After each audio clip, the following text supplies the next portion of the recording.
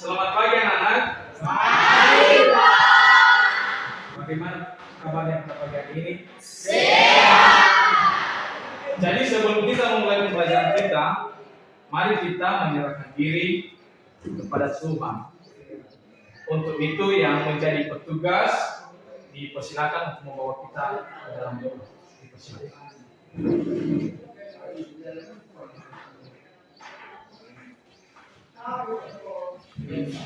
Baik, mari kita bersatu dalam doa dimulai.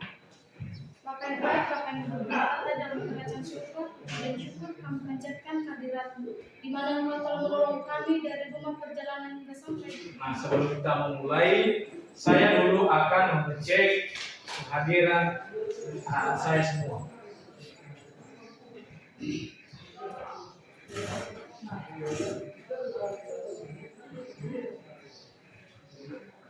Anita Jebua, Hadir, Pak. Andir Mawati Jebua, Hadir, Pak. Bola Jiso Jebua, Hadir, Pak. Damai Saputra. Mungkin pada materi sebelumnya kita sudah mempelajari tentang ekosistem. Nah, dalam hal itu di ekosistem ini ada istilah yang namanya komponen biotik dan abiotik. Nah, siapa yang tahu dulu tentang biotik dan abiotik ini?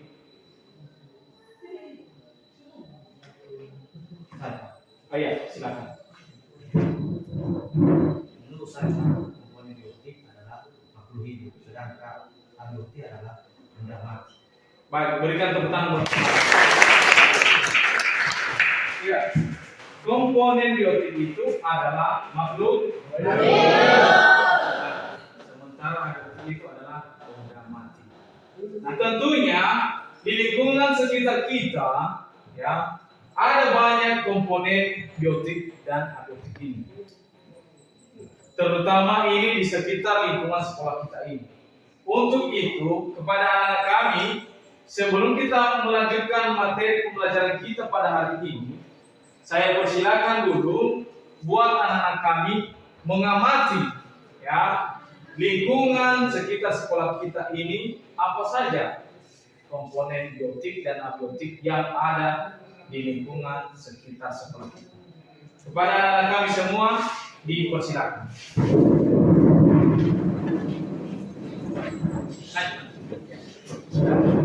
Ya, awas hati-hati jangan.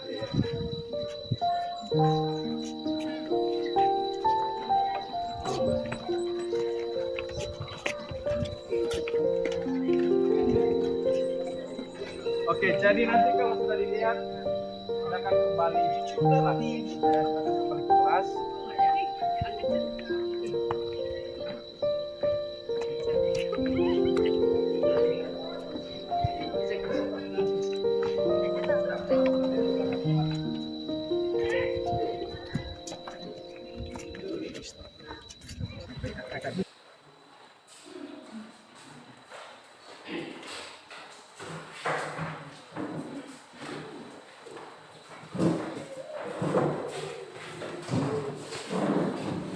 Nah, jadi siapa yang bisa yang telah melihat tadi apa saja komponen biotik dan abiotik itu yang ada di sekitar lingkungan sekolah kita? Siapa yang bisa? Saya, Pak. Saya, Pak.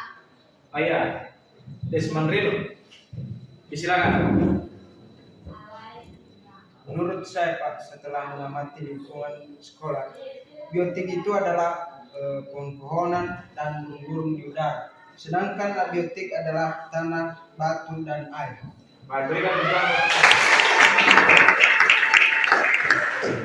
Nah, tentunya biotik ini dan abiotik memiliki hubungan, ya. Nah, siapa yang bisa memberikan dulu jawaban tentang hubungan biotik ini dengan abiotik? Siapa yang bisa memberikan jawaban? Ya, silakan. Jadi hubungan abiotik dengan biotik, komponen biotik ini adalah sebagai makhluk hidup yang dimana membutuhkan air. Jadi air ini termasuk komponen abiotik. Baik, berikan tepuk tangan buat teman. Betul sekali. Dengan itu, dengan tadi sudah memahami ya dan sudah melihat lingkungan sekitar kita tentang biotik dan abiotik ini, sekarang kita akan mempelajari hari ini tentang komponen biotik dan abiotik dalam ekosistem. Nah, mungkin tadi sudah jelas apa saja contoh-contoh komponen biotik dan abiotik. Nah, untuk tujuan pembelajaran kita,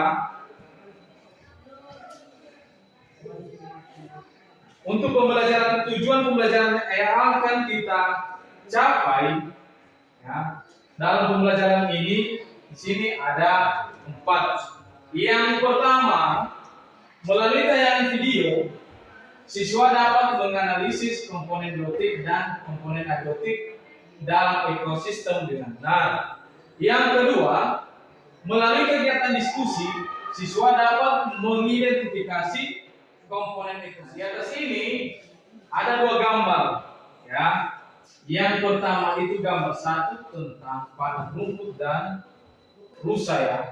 Nah, selanjutnya di gambar 2 ini mungkin sudah bisa dilihat itu adalah gambar 1. Nah, tentunya dari kedua gambar ini ada perbedaan. Nah, siapa yang bisa membedakan dulu gambar ini? Oh ya, silakan. Saya akan yang gambar 1 itu adalah merupakan biotik makhluk hidup, dan gambar kedua itu adalah batu yang merupakan abiotik benda mati. Oke, baik, silakan dulu. Berikan tepuk tangan. Baik, nanti di sini akan ada video tentang tercemarnya sungai. Jadi silakan bagi anak-anak kami memperhatikan dengan baik tentang permasalahan nanti yang akan kita bahas ini.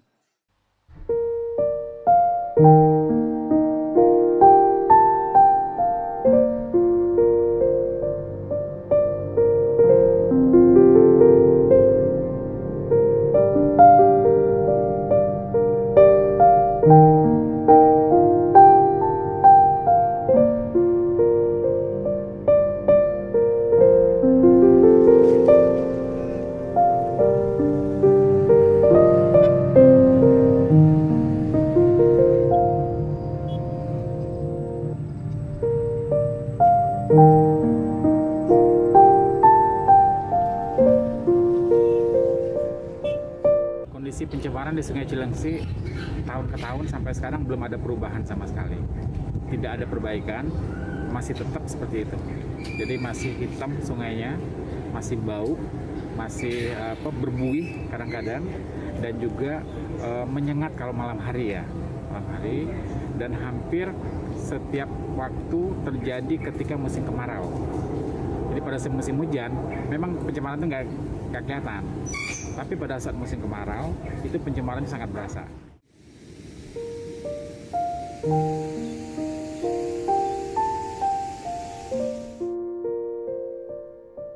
Kadang-kadang laundry ya hitam, cuma hitam doang. Kadang-kadang nyampe mana hilang, nggak ada, nggak nyampe gitu. Pataknya nyampe berapa, parung-parung itu,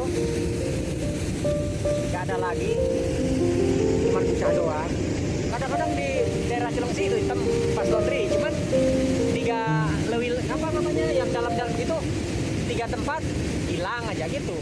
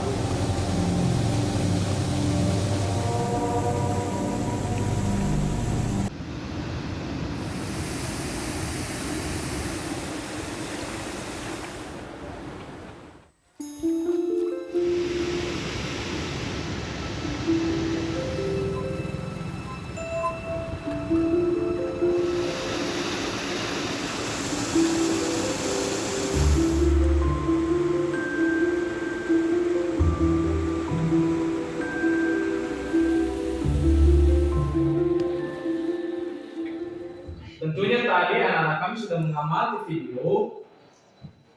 Jadi dengan begitu kita mungkin tahu informasi apa yang kita dapat ya dari video tersebut. Apa saja yang menyebabkan kalau air sungai ini menjadi tercemar? Apa dampaknya bagi kita? Nah, untuk merumuskan itu, ya, jadi kita akan membagi kelompok. Saya akan nanti bagi kelompok secara heterogen. Nanti yang saya sebut namanya yang pertama ini adalah kelompok 1. Begitu juga nanti selanjutnya. Untuk kelompok 1, Sadarman Hulu, Fasmantohia, Melina Giawa, silakan unik di sini tempat ini kelompok 1, di sini kelompok 2, di sini kelompok 3 dan terakhir kelompok 4. Silakan ke kelompoknya masing-masing. Dan disusun mejanya berdasarkan kelompoknya. Ini kelompok 1, 5 orang.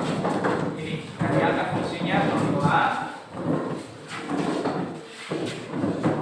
Ini awas kan ini saya cerita. Untuk kelompok 1 ini kelompok 2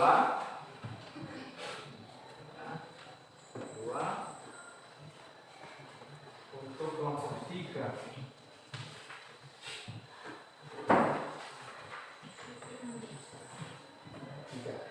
ya.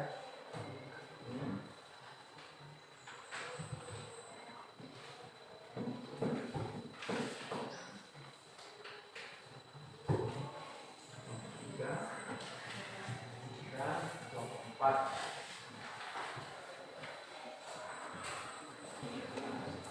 Jadi nanti silakan diisi daripada ya tugas kelompoknya itu. Ya. Ini sudah jelas di situ tadi. Apa saja pertanyaan yang muncul dalam LKPD? Yang pertama tadi itu silakan perhatikan LKPD-nya masing-masing. Dari pengamatan video itu apa yang menyebabkan pencemaran air sungai tersebut? Mengapa demikian? Yang kedua, apa saja dampak yang terjadi terhadap makhluk hidup dan lingkungan atas pencemaran sungai?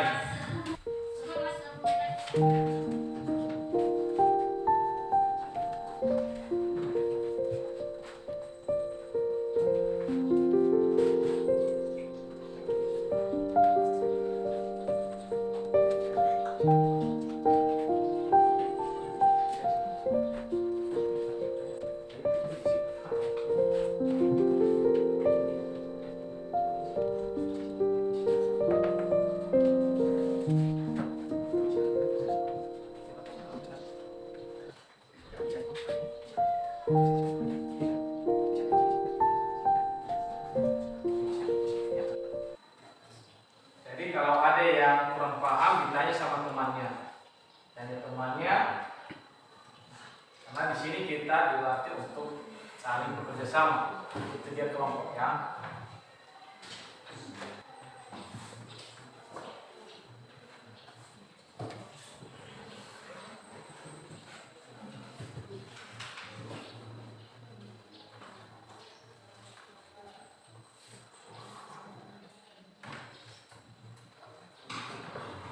Jadi karena tadi setiap kelompok sudah siap, ya, KPD-nya, tugas kelompoknya.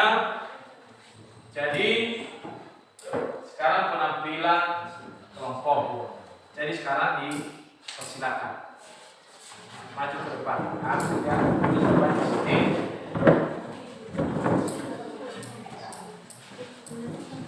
Jadi silakan. Baik, terima kasih kesempatan yang telah diberikan kepada kami oleh Bapak Guru Pengasuh Peradaban pada hari ini untuk mempresentasikan hasil diskusi kami.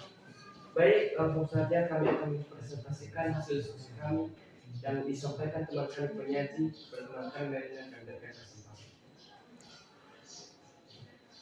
Baik, terima kasih kesempatan yang telah diberikan kepada saya moderator untuk memaparkan hasil diskusi kami dari kelompok 1 yang dimana dari pengamatan video tersebut hal-hal yang menyebabkan pencemaran air sungai berdasarkan dari pengamatan video yaitu 1. Sampah. Penyebab pertama dari terjadinya pencemaran air sungai adalah karena adanya sampah yang mengandung senyawa organik yang mengenang di air. Sampah jenis ini biasanya berupa sampah industri makanan, sampah sisa rumah tangga. Baik, sekian hasil presentasi kami. Jika ada pertanyaan dari kelompok lain, kami berikan kesempatan. Ya, silakan kalau ada yang mau bertanya. Dari kelompok lain silakan. Dari kelompok tiga. Silakan berdiri. Menurut kelompok satu, kenapa organik dan organik termasuk dalam penyebab terjadinya pencemaran air sungai? Mohon dijelaskan. Baik, kami akan menjawab pertanyaan dari kelompok 3 yang dijawab oleh teman kami yang bernama Saudara Bagus. Kepada teman kami akan berikan kesempatan. Baik, kami akan menanggapi pertanyaan dari kelompok 3 yang dimana kenapa senyawa anorganik dan organik termasuk dalam penyebab terjadinya pencemaran air sungai? Mohon dijelaskan. Baik, senyawa anorganik biasanya berupa logam. Jadi, logam yang dibuang di sungai sangat susah sekali dicerna oleh mikroorganisme atau susah sekali diturai. Di mana logam ini mengandung raksa, timbal, kadmium yang mana 3 kandungan tersebut sangat berbahaya apabila tidak sengaja dikonsumsi oleh manusia. Dengan tidak ada diuraikan, maka akan menyebabkan tercemarnya lingkungan air sungai atau akan mengancam kesehatan makhluk hidup yang terkontaminasi dengan air sungai tersebut. Yang kedua, senyawa organik. Pada senyawa organik ini dapat berupa pestisida, deterjen, hingga limbah minyak. Senyawa organik ini juga tidak bisa diuraikan oleh mikroorganisme karena mengandung zat kimia. Dengan kandungan zat kimia di dalam tentu saja dapat berbahaya apabila air tersebut dikonsumsi oleh manusia. Baik, demikian jawaban dari kami. Bagaimana dengan saudara penanya? Apakah jelas? Baik, jika tidak ada, kami akan menutupnya. Baik, sekian hasil presentasi kami. Kami sadar dan tahu dari awal dan memulainya hingga berakhir banyak kekurangan. Saya minta kepada Bapak Guru dan teman-teman kami untuk memaklumi. Akhir kata saya ucapkan terima kasih. Yahoo! Silakan berikan tepuk ya, presentasi daripada kelompok 1 dan kelompok 2 tentang masalah yang ditayangkan dalam video tadi tentang pencemaran air sungai, dan mereka juga sudah memberikan jawaban yang beragam dan juga telah memberikan menanggapi, yang lain sudah menanggapi hasil presentasi mereka, di mana kalau terjadi pencemaran air sungai ini sangat mengganggu kehidupan makhluk hidup, baik itu manusia, hewan, dan tumbuhan. Sebelum kita menutup pembelajaran, berikan dulu aplaus buat teman-teman yang telah berbicara. Jadi sekarang kita akan mengakhiri pembelajaran kita hari ini. Sebelum kita akhiri, kita akan dulu menyimpulkan pembelajaran kita pada hari ini. Nah, siapa dulu yang bisa menyimpulkan pembelajaran kita pada hari ini? Ya, dipersilakan. Baik, saya akan menyimpulkan materi kita pada pagi hari ini. Kesimpulan materi 1. Komponen biotik adalah lingkungan yang dibentuk oleh komponen-komponen makhluk hidup dan berwujud makhluk hidup. Komponen biotik antara lain manusia, hewan, tumbuhan, bakteri, dan virus. Berdasarkan fungsinya dan rantai makanan, Komponen biotik dibedakan menjadi 3 kelompok, yaitu 1. Produsen adalah organisme hidup yang dapat mengubah bahan anorganik menjadi bahan organik. Organisme autotrof. Proses ini hanya dapat dilakukan oleh tumbuhan yang memiliki klorofil melalui proses fotosintesis. Contohnya adalah gagak, lumut, dan tumbuhan hijau. 2. Konsumen adalah organisme heterotrof yang tidak dapat menghasilkan makanannya sendiri dan bergantung pada organisme lain, baik heterotrof maupun autotrof. Contohnya manusia dan hewan. 3.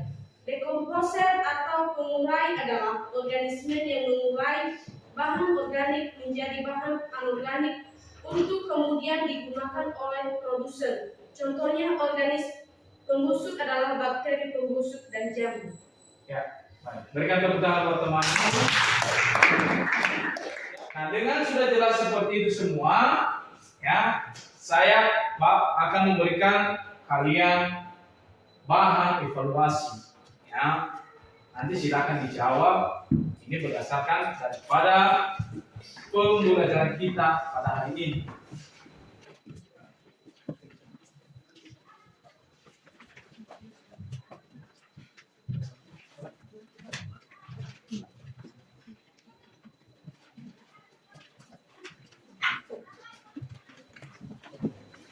Setelah itu sambil juga dikerjakan, ya, Bapak akan membagi bahan lembar referensi kita. Ya.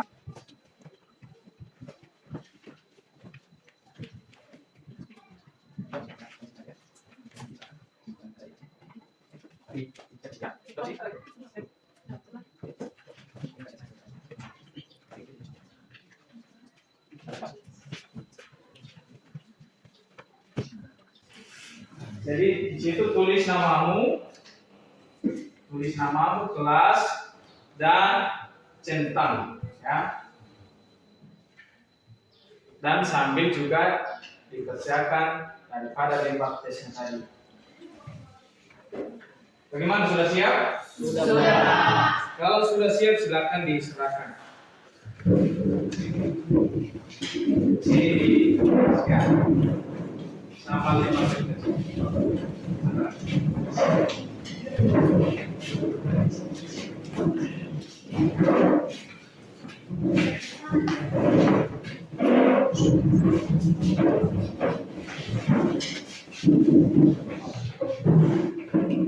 Selanjutnya siswa-siswi kami yang kelompok 3 dan 4 yang baru presentasi, mungkin pada pertemuan berikutnya kita akan presentasi dengan pembelajaran tentang nanti ekosistem. Pembelajaran kita hari ini sama seperti sebelumnya tadi, di mana pada awal pembelajaran kita telah menyerahkan diri juga kepada Tuhan yang Maha Kuasa. Sebelum kita akhiri, begitu juga sebaliknya, kita berterima kasih kepada Tuhan karena kita masih diberikan kesehatan hingga kita bisa mengakhiri pembelajaran kita. Nah, kepada petugas dipersilakan memimpin kita di dalam doa. Ya, anak kami Tasman di sini. Teman-teman, mari kita bersatu dalam doa sesuai dengan agama dan kita masing-masing. Berdoa juga. Dan pada surga saya syukur dan menunjukkan Tuhan pada saat ini. Jadi demikianlah pembelajaran kita hari ini. Kita akhiri dengan salam pengunia kita. Yahoo. Selamat pagi.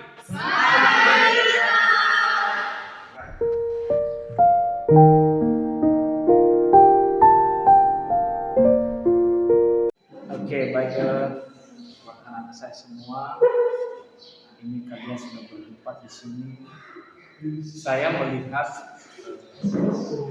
akhir-akhir ini atau dalam beberapa bulan ini kalian ini sering terlambat masuk di sini kelas, tidak ada disiplin waktu. Jadi saya ini ingin tahu, karena kita di sini saling berbagi saling mendekati pendapat biar juga saya tahu penyebab sebenarnya kalian ini kenapa bisa terlambat, kenapa bisa juga tidak datang di sekolah. Yang pertama ini saya tanya dulu kepada Prof itu kenapa?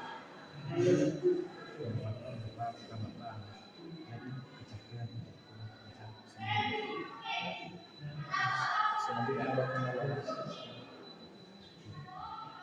Ini menurut si Wala Faktornya ya bicara dari sekolah jauh. bicara rumah dengan sekolah itu jauh ya. Jadi mungkin termasuk juga benar. Ini selanjutnya ada juga ya yang mempengaruhi kalian mungkin baik dari keluarga maupun lingkungan sekitar. Menurut penilaian atau ada? Tidak ada lambatkan kesulitan terlambat. Oh iya. Ya, berarti rata-rata ini kalian memang karena terlambat banget ya, dan juga mungkin rumah kita dengan sekolah itu memang jauh. Itu mungkin ada yang banyak kalian lalui di sana. Ini kalau di Ratolius itu kalau biasanya kalau ke sekolah kalian lewat sungai. Lewat sungai. Ini juga si Paudu lewat sungai juga. Oh tidak, hanya saja karena memang jauh rumahnya dengan. Jadi dengan hal itu, ya, apa yang bisa kalian lakukan supaya ini ke depan tidak berulang lagi? Ya kalian bisa ada tepat waktu di kelas, di sekolah, dan keaktifan kalian juga di sekolah. Itu jangan absen lagi tidak datang di dalam kelas. Mereka sering membolos, tidak baik. Nah, jadi menurut kalian termasuk dulu si Wala, apa yang bisa anda lakukan nanti agar anda ini ke depan tidak terulang lagi kedisiplinan masalah kedisiplinan. Upaya yang dapat dilakukan cepat bangun dan cepat berangkat ke sekolah. Ya, oh berarti cepat bangun ya. Karena biasanya kamu ini selama ini bangunnya jam berapa? Jam 7. Jam 7 ya. Itu sangat terlambat sekali. Karena semestinya itu dengan situasi rumah yang jam itu harusnya bangunnya itu sebenarnya jam 5. Ya. Ya, biar cepat datang ke sekolah. Ya. Jadi ini diingat-ingat ya, karena juga waktu ini sangat menentukan juga kedisiplinan kita. Kenapa? Karena dengan kita disiplin waktu, kita juga diajar dengan ilmu di situ. Kita menghargai waktu. Karena dengan Anda juga sering terlambat, Anda ketinggalan informasi, apalagi sampai kalau Anda tidak hadir di kelas. Karena ada banyak sekali kendala sekarang, apalagi sekarang ini ada yang banyak yang mempengaruhi pembelajaran siswa, termasuk dengan adanya HP ini. Nah, jadi makanya yang pertama dulu supaya nanti cepat bangun, harapan Bapak itu jangan kalian sering begadang malam. Kalau boleh tidur itu di bawah jam 10 atau minimal jam 10.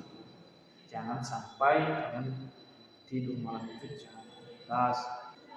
Nah, apalagi juga kalau kalian bekerja membantu orang tua, nah, itu diperhatikan juga waktu istirahat. Ya, memang itu lebih bagus ya kalau kita pulang sekolah itu membantu orang tua di rumah.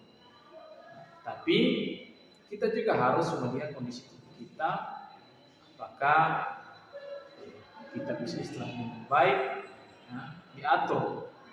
Apalagi kita capek harus banyak tidur. Jadi dengan itu ke depan harap kalian ya, jangan mengulangi lagi soal keterlambatan di sekolah.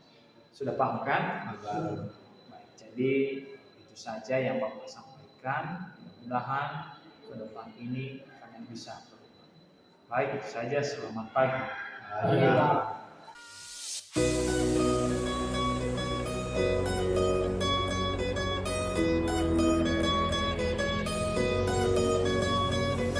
Thank you.